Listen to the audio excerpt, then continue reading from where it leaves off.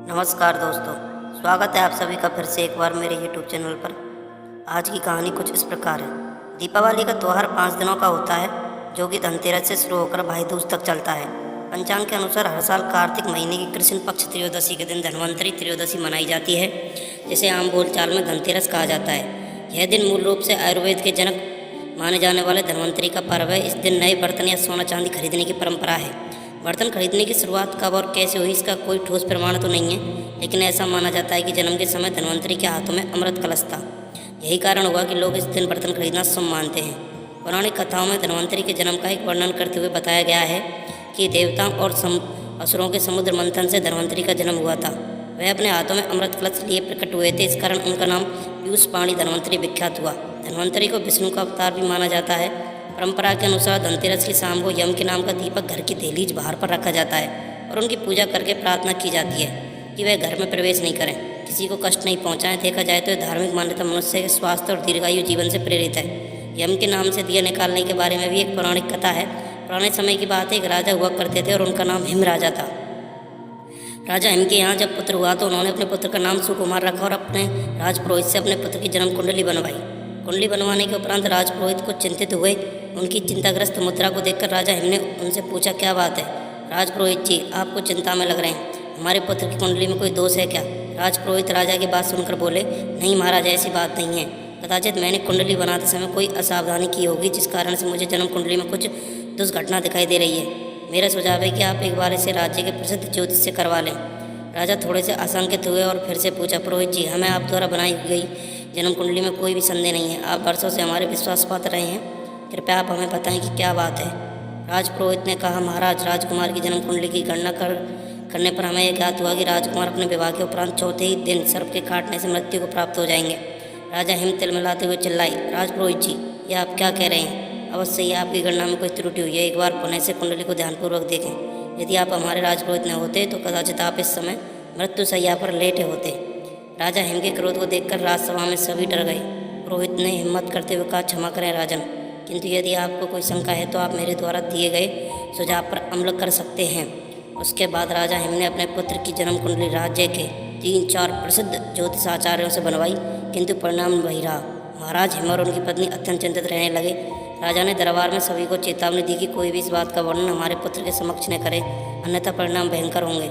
राजा him को भय था कि यदि उनके पुत्र को इस बात का पता चल गया तो कहीं पे वह मृत्यु की चिंता में ही मर जाए।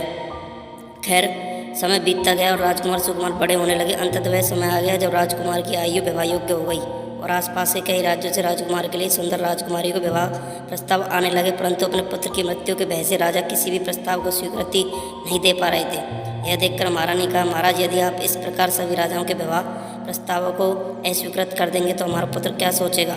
जन्म कुंडली के भय से हम अपने पुत्र को उम्र भर के लिए कुंवारा तो नहीं रख सकते, और फिर मृत्यु तो सर्प के काटने से होगी। यदि हम महल में सुरक्षा व्यवस्था बढ़ा दें तो कदाचित सर्प के राजकुमार के पास पहुंचाने से पूर्व ही हम उस सर्प को मार गिराएं। राजा हिम को महारानी का सुझाव पसंद आया और उन्होंने एक सुंदर राजकुमारी से, जिसका नाम नैना था, से अपने पुत्र के विवाह के लिए स्वीकृति दे दी। राजकुमारी नैना देखने में जितनी सुंदर थी, बुद्धि भी उतनी प्रखर थी। विवाह से पूर्व राजा ने अपने पुत्र की जन्म कुंडली में निहित भविष्यवाणी को कन्या पक्ष को भी बता दिया। पहले तो वधू के पिता ने इस संबंध से साफ इनकार कर दिया, किंतु जब यह बात राजकुमारी नैना को पता चली तो उन्होंने अपने पिता से निवेदन किया कि आप विवाह के लिए अपनी मंजूरी दे दें। अपने पुत्र की बात को राजा ठुकरा न सके और विवाह के लिए आशंकित मन से विवाह के लिए हामी दे दी। विवाह अच्छी तरह से संपन्न हुआ। राजकुमारी नैना एक दृढ़ निश्चय वाली कन्या थी। उसने अपने पति के प्राणों की रक्षा करने का निश्चय कर लिया था।